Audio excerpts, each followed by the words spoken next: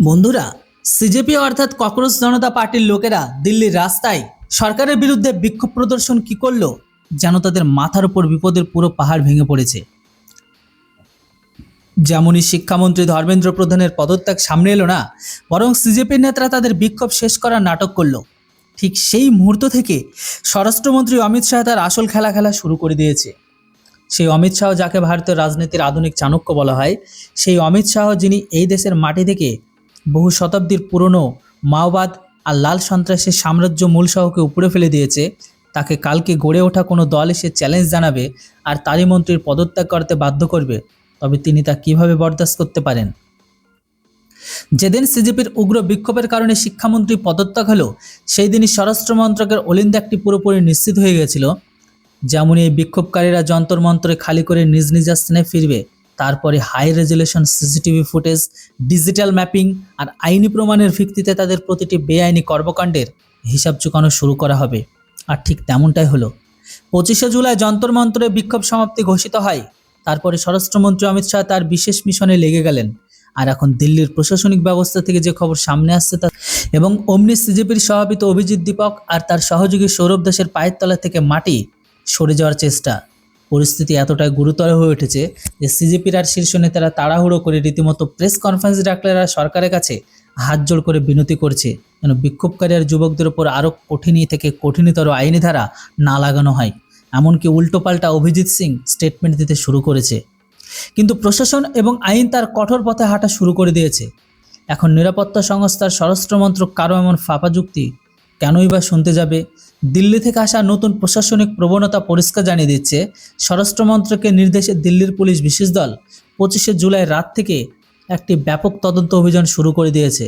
যন্তর মন্ত্রে লাগানো শত শত camera, media footage, social media live স্ট্রিমের ফরেন্সিক বিশ্লেষণ করা হচ্ছে। যেসব মুখ সরাসরি সম্পত্তির ক্ষতি করেছে, নিরাপত্তা বাহিনীর উপর চাপ সৃষ্টি করার চেষ্টা করছে বা উস্কানিমূলক ভাষণ দিয়েছে, তাদের চিহ্নিত করে তালিকা তৈরি করা হয়ে গেছে। সিজেপির পরিকল্পনাকারীরা ভেবেছিল তারা পদত্যাগ আদায় করে চুপচাপ কেটে পড়বে, কিন্তু তাদের ধারণা ছিল না যে আসল প্রশাসনিক পদক্ষেপ তো তাদের যাওয়ার পরে শুরু হতে চলেছিল। বন্ধুরা, যন্তর মন্তরে 25শে জুলাই সন্ধ্যায় যখন বিক্ষোভকারীরা এই ভেবে নিজ নিজ বাড়ির দিকে রওনা দিয়েছিল যে তারা তাদের দাবি হয়তো মানিয়ে নিয়েছে, তাদের বিন্দুমাত্র ধারণা ছিল না তাদের পেছনে দিল্লির পুলিশের স্পেশাল সেল আর সাইবার ক্রাইম ইউনিটের কত বড় জাল বিছানো হয়ে গিয়েছে। স্বরাষ্ট্রমন্ত্রকের কঠোর প্রশাসনিক অবস্থানের পর নিরাপত্তা সংস্থাগুলো সবচেয়ে আগে আর্টিফিশিয়াল ইন্টেলিজেন্স ভিত্তিক রিকগনিশন সিস্টেম অর্থাৎ মুখ চেনার প্রযুক্তির সাহায্য নেয়। স্বরাষ্ট্রমন্ত্রকের কঠোর প্রশাসনিক অবস্থানের পর নিরাপত্তা সংস্থাগুলো সবচেয়ে আগে আর্টিফিশিয়াল ইন্টেলিজেন্স ভিত্তিক ফেসিয়াল রিকগনিশন সিস্টেম অর্থাৎ মুখ চেনার প্রযুক্তির সাহায্য নেয়। যন্তর মন্তর আর সংসদে মার্গের আশেপাশে লাগানো 300টারও বেশি হাই ডেফিনেশন ক্যামেরা রেকর্ডিং সার্ভারে আপলোড করা হয়। প্রতিটি মুখের ডিজিটাল ম্যাপ তৈরি করা হয়। যারা ব্যারিকেড ভেঙেছে, আইন শৃঙ্খলা বিঘ্নিত করেছে বা জনশৃঙ্খলাকে প্রভাবিত করার স্লোগান দিয়েছে, এখন এই ডিজিটাল তদন্তের পরিধি বাড়ল। তখনই সিজেপির সভাপতি অভিজিৎ দীপককে আর সৌরভ দাসের হোয়াটসঅ্যাপ গ্রুপ, টেলিগ্রাম চ্যানেল এবং সোশ্যাল মিডিয়া ক্যাম্পেইনের চ্যাট লোগো কিন্তু তদন্তের আওতায় এসে গেল। স্বরাষ্ট্রমন্ত্রকের সূত্র অনুযায়ী এই পুরো বিক্ষোভকে উস্কে দেওয়ার জন্য যেসব ডিজিটাল টুলকিট আর স্পন্সার্ড অ্যাকাউন্টের সাহায্য নেওয়া হয়েছিল, সেগুলো সার্ভারের অবস্থান নিরাপত্তার সংস্থাগুলো ট্র্যাক করে ফেলেছে। আর এই কারণে তো 26শে জুলাই সকালে সিজেপির শীর্ষ নেতৃত্ব যখন জানতে পারল যে দিল্লি পুলিশ ও আইনি সংস্থাগুলো যে কোনো মুহূর্তে নোটিশ ধরাতে চলেছে, তখনই তাদের চোখ চড়ক গাছে উঠল। যে নেতারা গতকাল পর্যন্ত সংসদের সামনে গিয়ে ধর্ণা দেওয়ার পুরো দেশ অচল করে দেওয়ার মতো বড় বড় কথা বলছিল, তারা হঠাৎ মিডিয়ার ক্যামেরার সামনে এসে হাত জোড় করে সাফাই দিতে শুরু করেছে। অভিজিৎ দীপককে তার প্রেস কনফারেন্সের কাঁপানো গলায় যুক্তি দিলেন যে আমাদের বিক্ষোভ শান্তিপূর্ণ ছিল। যেসব লোক নিয়ম ভেঙেছে তারা আমাদের সংগঠনের সদস্য ছিল না, তাই প্রশাসনের উচিত নয় যুবকদের ও বিক্ষোভকারীদের ওপর কোনো কঠোর আইনি ব্যবস্থা নেওয়া। কিন্তু প্রশ্ন ওঠে যে যখন প্রতিবাদের নামে ব্যবস্থাকে চ্যালেঞ্জ করা হচ্ছিল, তখন এই নেতৃত্ব কোথায় ছিল? স্বরাষ্ট্রমন্ত্রী অমিত শাহের কর্মপদ্ধতি যারা জানেন তারা ভালো করেই বোঝেন, একবার যখন জাতীয় নিরাপত্তার আইন শৃঙ্খলার বিষয় সামনে চলে আসে, তখন কোনো রাজনৈতিক বা সামাজিক চাপের মুখে প্রশাসনিক নিয়ম ছাড় দেয় না।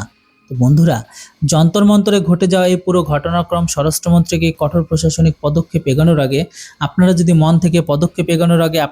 মন থেকে দেশের নিরাপত্তা, সার্বভৌমত্বের, আইন শৃঙ্খলার সাথে কোনো প্রকার ছিনিমিনি বরদাস্ত করা উচিত নয়, তবে এই ভিডিওটিতে একটি লাইক অবশ্যই দিন। আপনার একটি লাইক দেশবিরোধী এজেন্ট আর বিভ্রান্তিকর ন্যারেটিভের বিরুদ্ধে সত্যের কণ্ঠকে আরও বেশি শক্তিশালী করে তোলে। আপনি যদি আমাদের চ্যানেলে প্রথমবার এসে থাকেন তবে জাতীয় স্বার্থে জড়িত এমন সব কড়া নির্ভীক বিশ্লেষণ দেখার জন্য চ্যানেলটিকে এখনই সাবস্ক্রাইব করে নিন আর বেল আইকনটিকে অলে সেট করতে একদমই ভুলবেন না।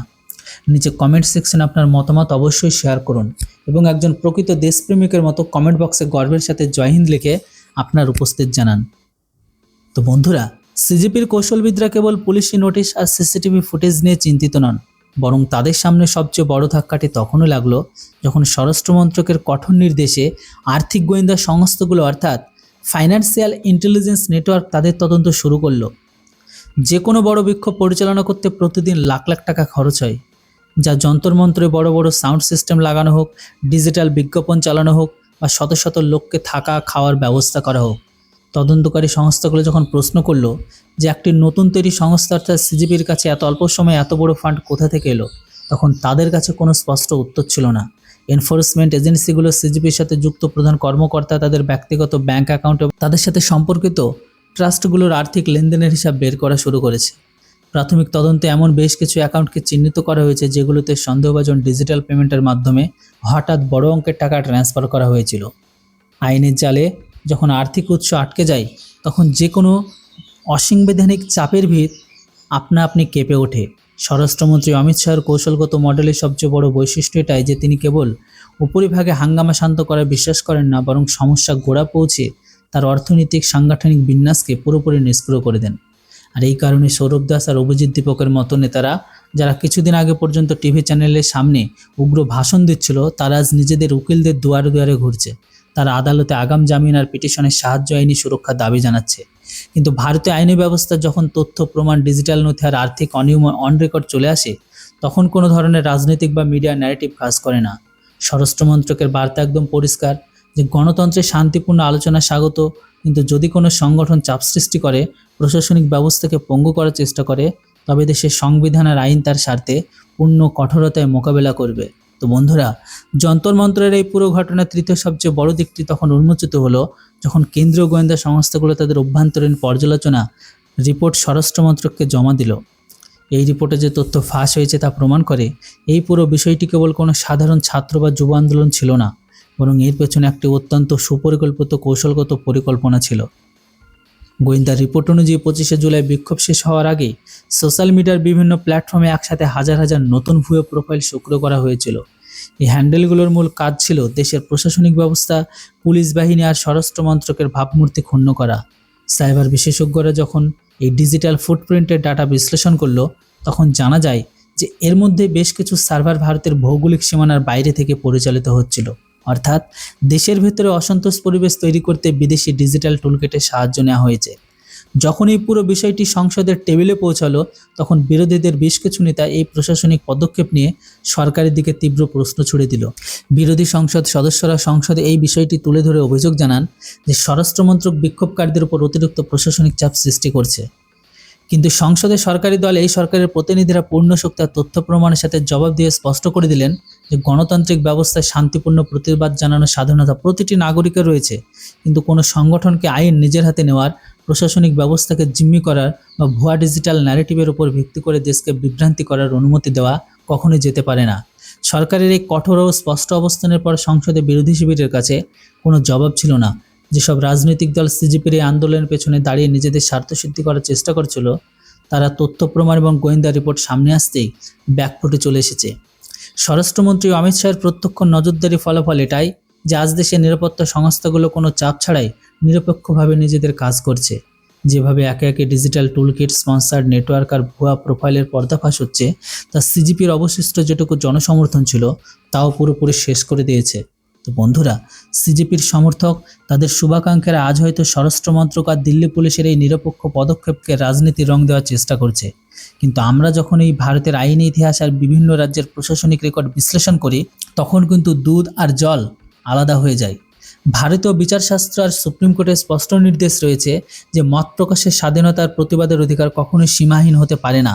আইন শৃঙ্খলা বজায় রাখা আর জনজীবন সচল রাখা রাষ্ট্রের প্রাথমিক সাংবিধানিক দায়িত্ব। তাই যখনই কোনো বিক্ষোভ বা আন্দোলনের সময় সরকারি সম্পত্তির ক্ষতি করা হয় বা সাধারণ মানুষের চলাচলে বাধা সৃষ্টি করা হয়, তখন আদালত, স্বতঃপ্রণোদিত হয়ে কঠোর পদক্ষেপ নেওয়ার নির্দেশ দেয়। ইতিহাস সাক্ষী আছে, যখনই দেশের বিভিন্ন রাজ্যে এমন পরিস্থিতি তৈরি হয়েছে তখন স্থানীয় প্রশাসন অত্যন্ত কঠোর সিদ্ধান্ত নিয়েছে।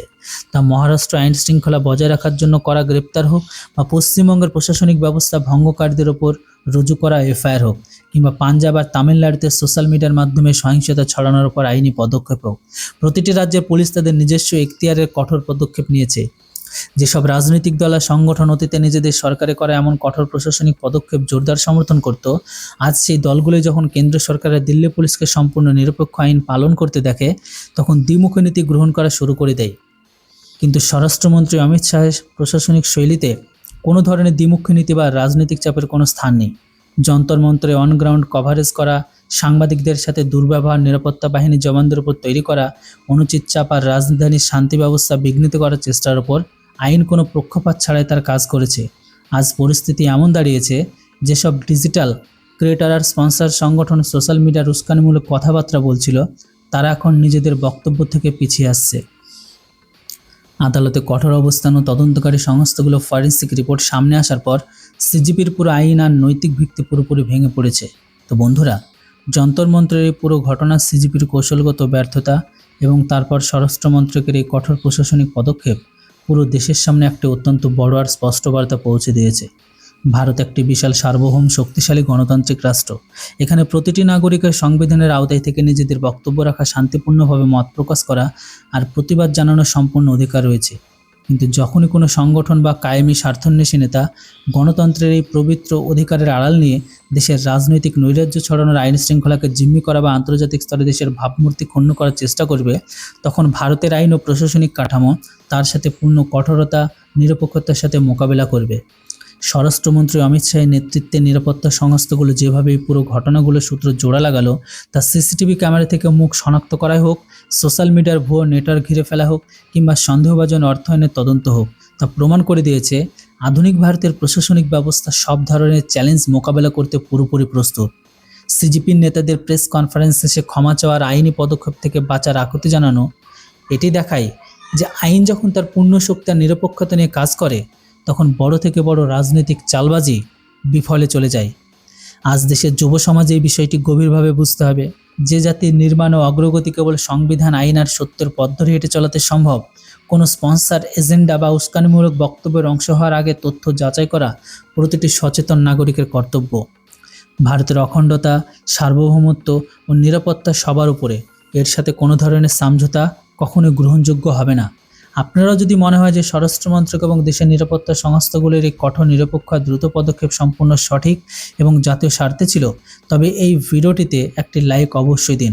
আপনার একটি লাইক দেশবিরোধী এজেন্ডার বিরুদ্ধে সত্যের কণ্ঠকে আরও বেশি জোরালো করে। আপনি যদি আমাদের চ্যানেলে প্রথমবার এসে থাকেন, তবে চ্যানেলটিকে এখনই সাবস্ক্রাইব করে নিন, বেল আইকনটিকে অলে সেট করে নিন, যাতে দেশের নিরাপত্তা, কূটনীতি আর জাতীয় বিষয় সংক্রান্ত কোনো নির্ভীক আর নিরপেক্ষ রিপোর্ট আপনার কাছে কখনোই মিস না হয়। তো এই পুরোনো ঘটনাক্রমে স্বরাষ্ট্রমন্ত্রীর এই কঠোর পদক্ষেপ, আপনার কি মতামত? নিচে কমেন্ট বক্সে আপনার চিন্তাভাবনা অবশ্যই শেয়ার করুন এবং দেশপ্রেমের পরিচয় দিয়ে গর্বের সাথে জয় হিন্দ লিখতে ভুলবেন না। Thanks for watching. জয় হিন্দ, বন্দে মাতরম।